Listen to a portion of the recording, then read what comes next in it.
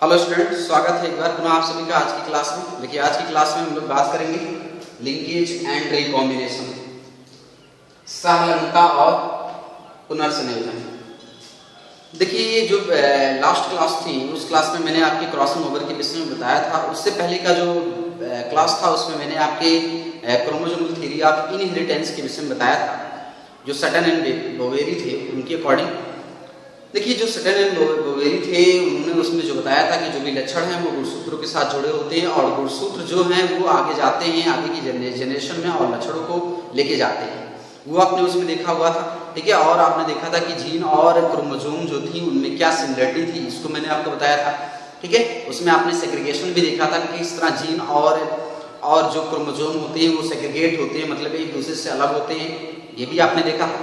देखिए आज की वीडियो में हम लोग देखेंगे कि जो भी सटन एंड बोवेरी की जो थ्योरी थी उसमें उन्होंने जो भी बताया था उसको सत्यापित करने के लिए आपके टी.एच. मॉर्गन और उनके कुछ सहयोगियों ने एक्सपेरिमेंट किया और एक्सपेरिमेंट करने के फलस्वरूप उन्होंने उसका एनालाइज किया उसको, यानी कि उसका विश्लेषण किया और विश्लेषण करने के फलस्वरूप वो एक सिद्धांत पे पहुंचे और उस सिद्धांत पर उन्होंने पहुंचा लिंकेज और रिकॉम्बिनेशन। यानी कि जब भी उन्होंने अपना एक्सपेरिमेंट किया, एक्सपेरिमेंट करने के फलस्वरूप उन्होंने एक सिद्धांत को प्रस्तुत किया जिसे हम लोग कह सकते हैं लिंकेज एंड रिकॉम्बिनेशन, ठीक है। लिंकेज एंड रिकॉम्बिनेशन क्या होता है, इसको पढ़ने से पहले हम लोग थोड़ी सी चीज जान लेते हैं कि जो भी आपके टी.एच. मॉर्गन थे उन्होंने क्या किया, प्रूव करने के लिए अपना एक एक्सपेरिमेंटल वेरिफिकेशन किया। क्या किया? एक्सपेरिमेंटल वेरिफिकेशन, ठीक। उन्होंने प्रायोगिक सत्यापन किया। टी.एच. मॉर्गन और उनके जो सहयोगी थे टी.एच.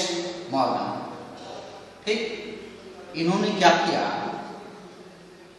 इन्होंने अध्ययन करने के लिए अपना इनका जो एक्सपेरिमेंट था, देखिए आप जो मेंडल ने एक्सपेरिमेंट करने के लिए उन्होंने एक प्लांट्स का सिलेक्शन किया।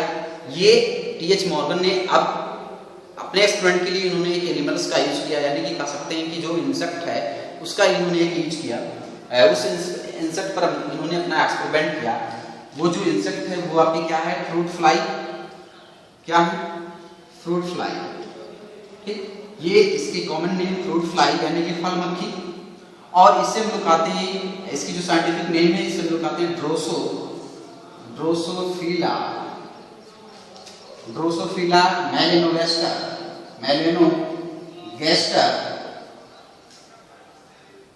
ठीक है। ये क्या है आपकी, इसकी साइंटिफिक नेम है। इस पर टी.एच. मॉर्गन ने अपना एक्सपेरिमेंट किसमें किया, ड्रोसोफिला मेलेनोगैस्टर पर इन्होंने अपना एक्सपेरिमेंट किया। देखिए मेंडल ने जो भी प्लांट का सिलेक्शन किया था उसको सिलेक्ट करने का उनका कोई ना कोई अपना रीजन रहा होगा, जो कि मैंने आपके जेनेटिक्स के जो प्रीवियस वीडियो थे, जो स्टार्टिंग की वीडियो थे उसमें मैंने आपके डिस्कस किया हुआ है, ठीक है। क्यों सिलेक्शन किया था वो उसमें मैंने आपको बताया है, आप उस वीडियो को देखकर या फिर बुक को पढ़कर आप समझ सकते हैं। देखिए टी.एच. मॉर्गन ने ड्रोसोफिला का जो सिलेक्शन किया एक्सपेरिमेंट के लिए, इसके सिलेक्शन का कोई ना कोई रीजन रहा होगा, जिससे हम लोग पढ़ सकते हैं रीजन्स ऑफ सिलेक्शन, यानी कि सिलेक्शन के कारण कुछ तो कारण रहे होंगे जिसकी वजह से आपके टी.एच. मॉर्गन ने ड्रोसोफिला का चयन किया। पहली चीज जो सबसे मोस्ट चीजें आती हैं कि कोई भी एक्सपेरिमेंट करने के लिए ऐसे जीवों का सिलेक्शन किया जाता है जिसके कई सारी पीढ़ियों का हम लोग स्टडी कर सकें। तो जो ड्रोसोफिला होती है, उस ड्रोसोफिला की जो लाइफ होती है, यानी कि जो जीवन होती है, वो काफी शॉर्ट होती है, ठीक है। काफी छोटी होने की वजह से इसकी कई सारी जनरेशन का स्टडी किया जा सकता है, अर्थात इसमें जो भी लक्षण इनहेरिट होंगे, मतलब आगे जाएंगे ऑफस्प्रिंग में, उन लक्षणों, कौन से लक्षण गए कौन से नहीं गए, क्या दिखा क्या नहीं दिखा, ठीक है। ये सारी चीज स्टडी हो सकती है उसकी जनरेशन में आने वाली जो फ्यूचर जनरेशन है, इसीलिए उन्होंने क्या किया, सिलेक्शन किया ड्रोसोफिला का। पहली स्टेप कि ड्रोसोफिला की जो लाइफ है स्पैन होती है, यानी कि जो इसकी जीवन अवधि होती है वो काफी शॉर्ट होती है। लाइफ स्पैन जो होती है वो काफी शॉर्ट होती है, लगभग 2 वीक इसकी क्या होती है, जीवन अवधि होती है।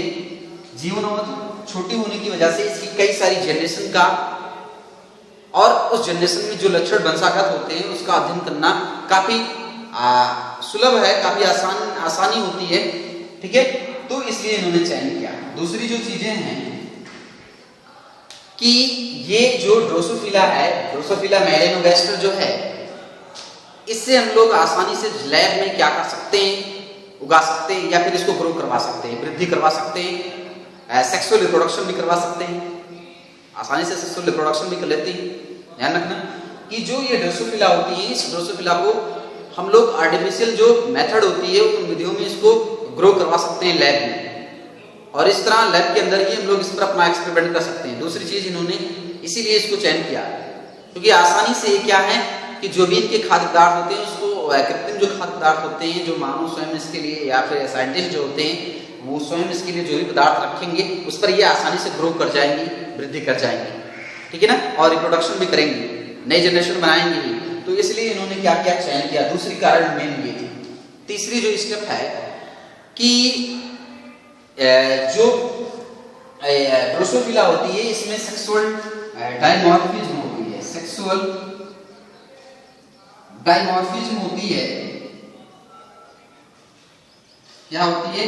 सेक्सुअल डायमॉर्फिज्म होती है, यानी कि लैंगिक द्विरूपता पाई जाती है। याद रखना कि जो ड्रोसोफिला होती है उस ड्रोसोफिला में सेक्सुअल डायमॉर्फिज्म पाई जाती है, अर्थात जो मेल और फीमेल होते हैं उनमें अंतर होता है। यानी कि मेल जो होता है, मेल की जो शरीर होती है वो छोटी होती है, बट फीमेल की जो शरीर होती है वो बड़ी होती है। मेल की शरीर जो होती है वो छोटी होती है, जबकि फीमेल की जो शरीर है वो बड़ी है।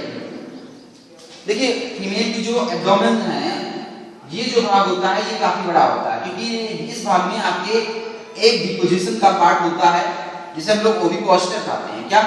ओविपोस्टर स्थान कहते हैं जहां पर ईट का डिपोजिशन होता है। इसकी वजह से ये जो पार्ट होता है वो बड़ा होता है। तो ये सेक्सुअल डायमॉर्फिज्म पाया जाता है। तीसरी जो है चौथी जो स्टेप एक हमने और बताया था, चौथी स्टेप ये है कि इनमें क्रोमोसोम की संख्या जो है वो 8 होती है। टोटल जो क्रोमोसोम होती है वो कितनी होती है? 8 होती है, यानी कि 2n बराबर जो होती है 8। ठीक, 8 क्रोमोसोम पाए जाते हैं किसमें? क्रोमोसोम पाए जाते हैं किसमें? ड्रोसोफिला में। ड्रोसोफिला में क्रोमोसोम की संख्या कितनी? 8 पाई जाती है। ठीक है ना, ऐसे में तो ये क्या थे? ये कुछ लक्षण थे जिसकी वजह से आपके टीएच मॉर्गन ने ड्रोसोफिला को अपने एक्सपेरिमेंटल वेरिफिकेशन के लिए या अपने एक्सपेरिमेंट के लिए इसको चयन किया। ठीक है ना, आइए हम लोग आगे देखते हैं। अब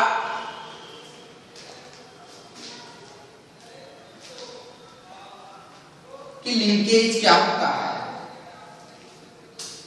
आप जानते हैं कि हमारी जो सेल्स होती है उस सेल्स में आपके क्रोमोसोम पाए जाते हैं, और ये क्रोमोसोम तब दिखती है जब सेल डिवीजन होती है।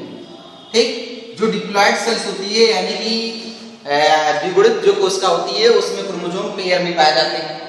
उस क्रोमोसोम पर जो जीन होते हैं वो जीन अरेंज होते हैं, यानी कि व्यवस्थित होते हैं। ध्यान देना कि हमारी जो डिप्लॉयड सेल्स है उस डिप्लॉयड सेल्स में जो क्रोमोसोम होते हैं वो पेयर में पाए जाते हैं। ठीक, जो क्रोमोसोम होते हैं यानी कि प्रत्येक पेयर के क्रोमोसोम पर आपके जीन जो होते हैं एक सही क्रम में अरेंज होते हैं, मतलब वो व्यवस्थित होते हैं। ठीक है, तो देखिए ये मैंने एक पेयर का, किसी भी पेयर का क्रोमोसोम ले सकते हैं। जैसे कि हम लोगों में क्या है कि 23 पेयर क्रोमोसोम है, हर पेयर में 2-2 की संख्या में क्रोमोसोम है ना।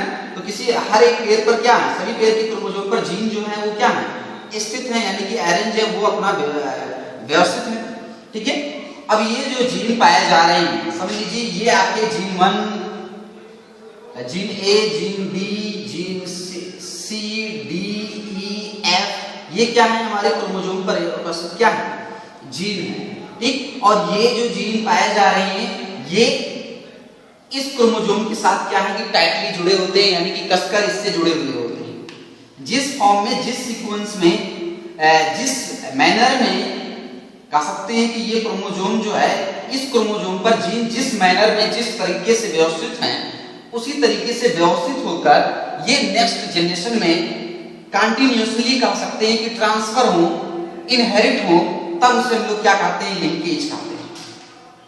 ध्यान देना कि हमारे जो क्रोमोसोम्स हैं उस क्रोमोसोम पर जीन जो होते हैं एक सही क्रम में, ठीक, एक सही क्रम में क्या है कि वो अरेंज होते हैं, यानी कि उस पर पाए जाते हैं, व्यवस्थित होते हैं।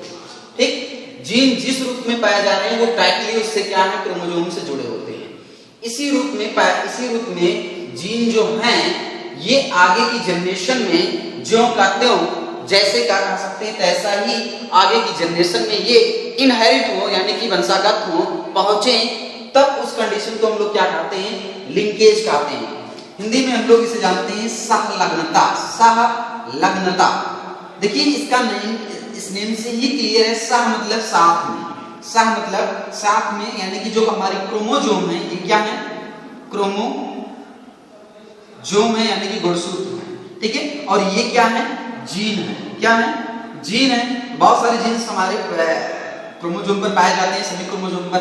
तो जो ये क्रोमोसोम है, इस क्रोमोसोम के साथ, सह मतलब साथ, क्रोमोसोम के साथ, लग्न मतलब लगा हुआ, लग्न मतलब क्या, लगा हुआ, और ता का मतलब है जिस प्रकार क्रोमोसोम के साथ जीन लगे हुए हैं उसी रूप में, उसी तरह ही आगे की जनरेशन में क्या है, नेक्स्ट जनरेशन में ये ट्रांसफर हो, क्या हो, नेक्स्ट जनरेशन में ये ज्यों का त्यों ट्रांसफर हो, आगे की जनरेशन, आने वाली जो और जनरेशन है उसे हम लोग क्या कहते हैं, लिंकेज कहते हैं। समझ में आया सभी को, लिंकेज क्या है। लिंकेज वह चीज है जिसमें, या फिर क्रोमोसोम पर जीन जिस अवस्था में पाए जा रहे हैं, जिस मैनर में पाए जा रहे हैं, उसी मैनर में वो जीन नेक्स्ट जनरेशन में ट्रांसफर हो, तो उसे हम लोग कंटिन्यूसली कर सकते हैं, लगातार उसी रूप में वो नेक्स्ट जनरेशन में ट्रांसफर हो, तब उसे हम लोग क्या कहते हैं, लिंकेज कहते हैं, यानी कि सहलग्नता कहते हैं। ठीक है, सहलग्नता समझ में आया। सह मतलब साथ में, किसके साथ में, क्रोमोसोम के, यानी कि गुणसूत्र के। लग्न मतलब लगा हुआ, जिस रूप में ये लगे हुए हैं क्रोमोसोम पर जीन, उसी अवस्था में ही ये नेक्स्ट जनरेशन में क्या हो, ट्रांसफर हो, तब उसे हम लोग क्या कहेंगे, ठीक है, तब उसे हम लोग क्या कहेंगे, लिंकेज कहते हैं, यानी कि सहलग्नता कहते हैं। ठीक है ना। देखिए सहलग्नता जो होती है ये दो प्रकार की होती है, एक कंप्लीट लिंकेज जो होती है और दूसरी जो होती है इनकम्प्लीट लिंकेज। दो चीजें होती हैं, लिंकेज टू टाइप्स की होती है, कंप्लीट लिंकेज और दूसरी जो होती है इनकम्प्लीट लिंकेज।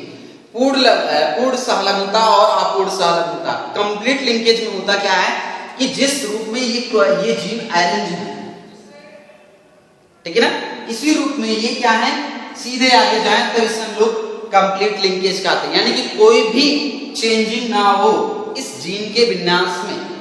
जिस तरह ये जीन व्यवस्थित है इस क्रोमोसोम पर, इसी अवस्था में ही क्या हो, आगे की जनरेशन में ट्रांसफर हो, कंटिन्यू ट्रांसफर हो जनरेशन में, तो इसे हम लोग क्या कहते हैं, कंप्लीट लिंकेज कहते हैं, यानी कि पूर्ण सहलग्नता कहते हैं। बट अगर इसके जीन्स की सीक्वेंस में, यानी कि जिस मैनर में ये जीन इस पर अरेंज है, इस मैनर में कोई भी बदलाव हो, यानी कि जैसे कि ये जीन आपके यहाँ पर EF पाए जा रही है, ये चेंज हो जाए, क्या हो, चेंज हो जाए, यहाँ पर आपके H और I आ जाए समझ लो, और इस अवस्था में, यानी कि पहले आपने देखा था DEF था, बट अगर इसमें चेंजिंग होके यहाँ पर H एंड I आ जाए, ठीक, इस अवस्था में क्या है, बदलाव होकर ये आपके आगे की जनरेशन में ट्रांसफर हो, तब इसे हम लोग क्या कहते हैं, इनकम्प्लीट लिंकेज कहते हैं, यानी कि अपूर्ण सहलग्नता कहते हैं, यानी कि सहलग्नता पूरी तरह से प्रभावी नहीं है। ठीक है ना। अगर ये टाइटली जुड़े होते, यानी कि कसकर क्रोमोसोम के साथ जीन जुड़े होते, तो लिंकेज जो था वो लिंकेज स्ट्रांग होती है ना, काफी मजबूत होता। आइए और आगे हम लोग बढ़ते हैं, रिकॉम्बिनेशन। देखिए क्रॉसिंग ओवर में आपने क्या पढ़ा था कि क्रॉसिंग ओवर में न्यू लक्षण बनते हैं जीवों में। क्रॉसिंग ओवर क्रिया के फलस्वरूप जो गैमेट फॉर्म करते हैं, बनते हैं, फिर अपोजिट गैमेट के फ्यूजन से जो बॉडी बनती है उसमें नए लक्षण बनते हैं कुछ। क्योंकि क्रॉसिंग ओवर में क्या होता है कि जो होमोलॉगस क्रोमोसोम होते हैं, यानी कि समजात गुणसूत्र होते हैं, उसके जो नॉन सिस्टर क्रोमैटिड्स होते हैं, उन क्रोमैटिड्स के बीच एक्सचेंज होती है, क्या जीनों की, यानी कि जीन की अदला बदली होती है। और जीन की जब अदला बदली होती है तो न्यू रिकॉम्बिनेंट क्रोमोसोम बनते हैं, एक नए पुनर्संयोजित गुणसूत्र बनते हैं। और वो रिकॉम्बिनेंट क्रोमोसोम जिस भी गैमेट में जानते हैं वो आगे की जो भी बॉडी बनाएगी या फिर ऑफस्प्रिंग बनाएगी, उसमें एक नए तरह के लक्षणों का निर्माण हो सकता है या होता है। ठीक है ना? तो वो जो नए लक्षण बनते हैं उसे हम लोग क्या कहते हैं? रिकॉम्बिनेशन कहते हैं, यानी कि पुनर्संयोजन कहते हैं, यानी कि क्रॉसिंग ओवर क्रिया के फलस्वरूप, यानी कि लिंकेज जो है, लिंकेज की जो दुश्मन है वो क्या होती है? क्रॉसिंग ओवर होती है। यानी कि लिंकेज को ब्रेक जो करती है, तोड़ती है, वो क्या है? क्रॉसिंग ओवर है। ध्यान रखना कि लिंकेज को जो तोड़ती है उसे हम लोग क्या कहते हैं? क्रॉसिंग ओवर कहते हैं, यानी कि जीन पारगमन कहते हैं। और इस क्रॉसिंग ओवर क्रिया के फलस्वरूप ही रिकॉम्बिनेशन होता है, यानी कि पुनर्संयोजन होता है। समझ में आया सभी को? लिंकेज की जो दुश्मन होती है वो क्या होती है? क्रॉसिंग ओवर होती है, और क्रॉसिंग ओवर क्रिया के फलस्वरूप ही रिकॉम्बिनेशन होता है, यानी कि पुनर्संयोजन होता है और नए लक्षणों का विकास होता है। हमने बताया था क्रॉसिंग ओवर में कि इससे जो न्यू गैमेट बनती है, यानी कि रिकॉम्बिनेंट गैमेट बनती है, उससे आगे की तरफ जो भी ऑफस्प्रिंग बनेगी उस गैमेट से, रिकॉम्बिनेंट गैमेट से जो आगे की ऑफस्प्रिंग बनेगी उसमें वेरिएशन आएगा, यानी कि भिन्नता आएगी अपने पेरेंट से। जो पेरेंटल ट्रेट्स होते हैं उससे क्या होगी? वो कुछ भिन्न होंगे। ठीक है ना? तो वो चीजें आपने देखा था। I hope linkage and recombination आपको क्लियर हो गया होगा। एक बार पुनः मैं समराइज कर दे रहा हूं कि क्रोमोसोम जो हमारे हैं उस क्रोमोसोम पर जीन जो होते हैं एक सही मैनर में, यानी कि लीनियर मैनर में वो इस पर अरेंज होते हैं, क्या कह सकते हैं? सही सीक्वेंस में टाइटली क्रोमोसोम से जीन जो है वो जुड़े होते हैं। जो जीन है वो क्रोमोसोम से जुड़े होते हैं, तो जो जीन क्रोमोसोम से जुड़े हुए जिस फॉर्म में है उसी फॉर्म में आगे की नेक्स्ट जनरेशन में कॉन्टिन्यूअसली वो इनहेरिट होते रहे, तब उसे हम लोग लिंकेज कहते हैं। बट क्रॉसिंग ओवर अगर हो जाता है तो क्रॉसिंग ओवर क्रिया के फलस्वरूप इसमें क्या होता है? कुछ बदलाव हो जाता है और ये लिंकेज को ब्रेक कर देती है, तोड़ देती है और एक नए लक्षण वाले गैमेट्स का फॉर्मेशन करती है। तो ये चीजें हैं आपके लिंकेज एंड रिकॉम्बिनेशन। ठीक है? आप जानते हैं कि लिंकेज एंड रिकॉम्बिनेशन को स्पष्ट करने के लिए आपके टीएच मॉर्गन ने अपना एक एक्सपेरिमेंट किया था, जिसे हम लोग टीएच मॉर्गन एक्सपेरिमेंट कहेंगे। ठीक? Morgan experiment, Morgan experiment. देखिए मॉर्गन एक्सपेरिमेंट में होगा क्या? ठीक? क्या होगा मॉर्गन? हमने बताया था कि मॉर्गन एक्सपेरिमेंट के लिए या फिर इसमें मॉर्गन ने आपके ड्रोसोफिला मेलेनोगैस्टर का सिलेक्शन किया था और फिर इस पर अपना एक्सपेरिमेंट किया था। देखिए जो मेंडल थे, मेंडल ने अपना डाइहाइब्रिड क्रॉस किया था, यानी कि डाइहाइब्रिड क्रॉस में मेंडल ने क्या किया था? टू पेयर आपके कॉन्ट्रास्टिंग ट्रेड्स को लिया था, यानी कि दो जोड़ी विपरीत लक्षणों को लिया था। एक उन्होंने लिया था राउंड येलो और दूसरा उन्होंने लिया था रिंकल ग्रे। डाइहाइब्रिड क्रॉस में मेंडल ने क्या किया था कि एक जो पेयर लिया था वो आपके थे राउंड येलो और दूसरी जो थी वो रिंकल ग्रीन। और ये क्या थी? कॉन्ट्रास्टिंग ट्रेड्स थी, इनके बीच ही उन्होंने क्या किया था? क्रॉस कराया था, जिसमें आपके 9:3:1 का रेशियो प्राप्त हुआ था उन्हें रेप्टो जनरेशन में। उसी तरह ही आपके मॉर्गन ने क्या किया कि डाइहाइब्रिड क्रॉस किया। क्या किया? डाइहाइब्रिड क्रॉस किया। ठीक? डाइहाइब्रिड क्रॉस आपके मॉर्गन ने किया, उन्होंने ड्रोसोफिला के टू पेयर कॉन्ट्रास्टिंग ट्रेड्स को लिया, यानी कि जो भी लक्षण दिखे, कौन से लक्षण इन्होंने चयन किया था। आइए एक्सपेरिमेंट के लिए ड्रोसोफिला में इसकी हम लोग चर्चा कर लेते हैं। पहले से हम लोग देख लेते हैं कि जो भी ड्रोसोफिला थी उस ड्रोसोफिला में पहली जो लक्षण है वो हम लोग देखते हैं कि पहली लक्षण हम लोग देख सकते हैं कि बॉडी कलर, बॉडी कलर, यानी कि ड्रोसोफिला की जो शरीर की रंग है उसको हम लोग देख सकते हैं। दो चीजें देखेंगे, एक जो दिखेगी हमको ब्राउन, क्या? ब्राउन। दूसरी जो दिखेगी हमको वो दिखेगी आपके येलो, यानी कि जो ड्रोसोफिला है उस ड्रोसोफिला में हम लोगों को अलग अलग लक्षण मिले हैं। हमने कहा था कि जो भी ड्रोसोफिला है उस ड्रोसोफिला में मल्टी वेरिएशन होती है, यानी कि बहुत सारी भिन्नताएं पाई जाती हैं, बहुत सारे लक्षण पाए जाते हैं। ठीक है ना? इसलिए इन्होंने मॉर्गन ने ही चयन किया था ड्रोसोफिला का। ड्रोसोफिला में बहुत सारे क्या होती हैं लक्षण पाए जाते हैं, बहुत वेरिएशन उसमें हम लोगों को दिखता है, भिन्नताएं दिखती हैं, अलग अलग लक्षण दिखते हैं। इसीलिए मॉर्गन ने क्या किया, चयन किया था, चयन का जो रीजन था वो था। ठीक, पहली जो उन्होंने लक्षण लिया वो क्या था, बॉडी कलर। बॉडी कलर में आपको क्या मिला, एक ब्राउन मिला और दूसरी जो येलो मिला। ठीक, दूसरी जो हम लोग बात करेंगे यहाँ पर वो है आई कलर। क्या, आई कलर। देखिए आई कलर में क्या दिखेगा कि ड्रोसोफिला में एक जो कलर मिल रहा है कि वो रेड मिल रही और दूसरी जो मिल रही है वो व्हाइट मिल रही है हम लोगों को। दो चीजें ड्रोसोफिला की आई हम लोगों को मिल रही है, एक जो मिल रही है हम लोगों की वो ड्रोसोफिला में जो आई की कलर मिल रही है, एक वो रेड मिल रही है और दूसरी जो मिल रही है हम लोगों को व्हाइट मिल रही है, यानी कि सफेद मिल रही है। ठीक है, तीसरी जो उन्होंने सिलेक्शन किया वो था बिंग से साइज थी।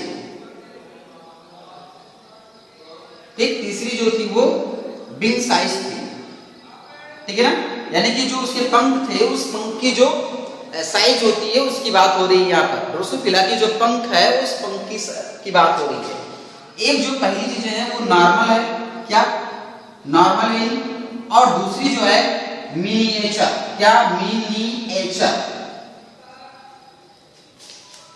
ये तीन मुख्य लक्षण हमने लिखा है जो आपके टीएस मॉर्गन ने आपके ड्रोसोफिला से चयन किया था।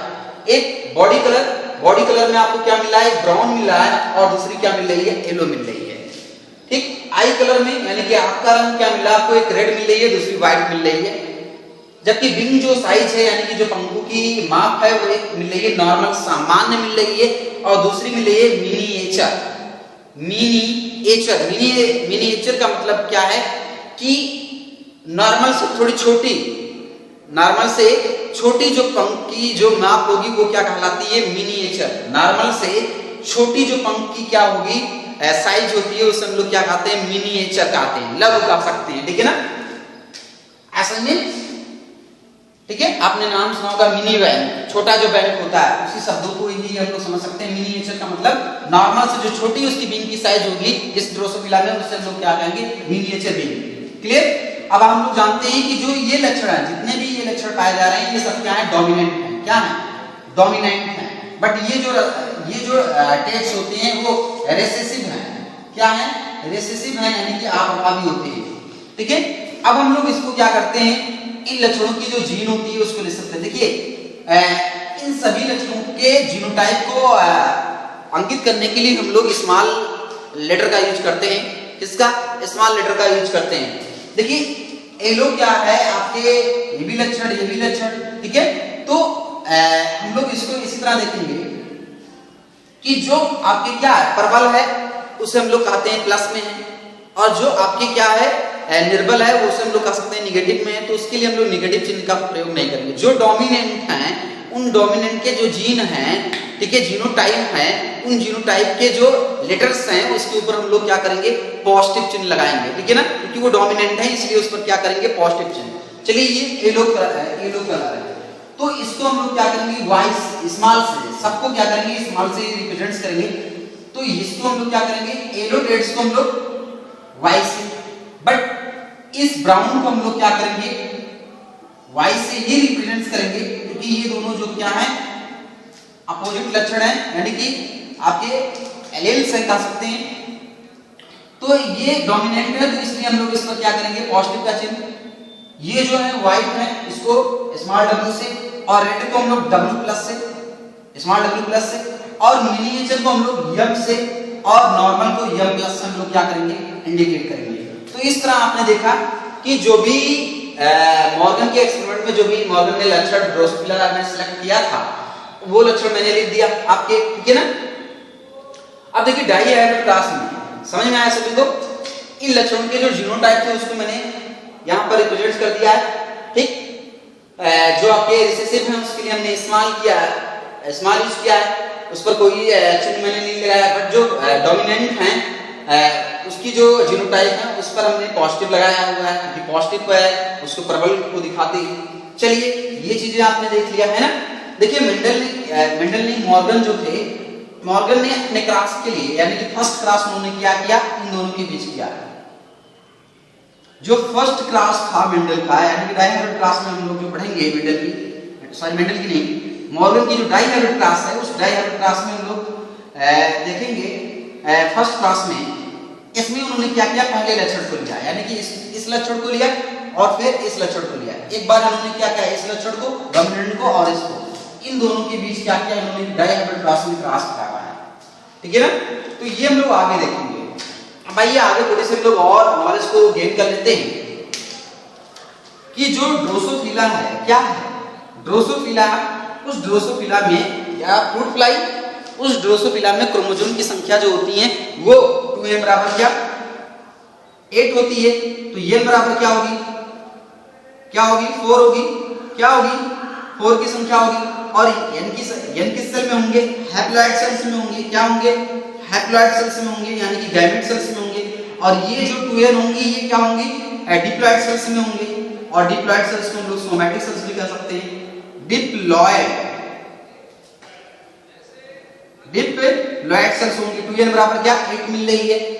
ठीक है ना, अब देख सकते हैं कि जो ये आपके 4 पेयर्स में क्रोमोसोम, यानी कि 4 पेयर में तो ये क्रोमोसोम होंगे, तो 1 से जो 3rd तक की क्रोमोसोम होगी ड्रोसोफिला में वो क्या है, सोमैटिक क्रोमोसोम या फिर ऑटोसोम्स। ठीक है ना, 1 से 3 पेयर की जो क्रोमोसोम होंगी वो क्या होंगी, ऑटोसोम्स।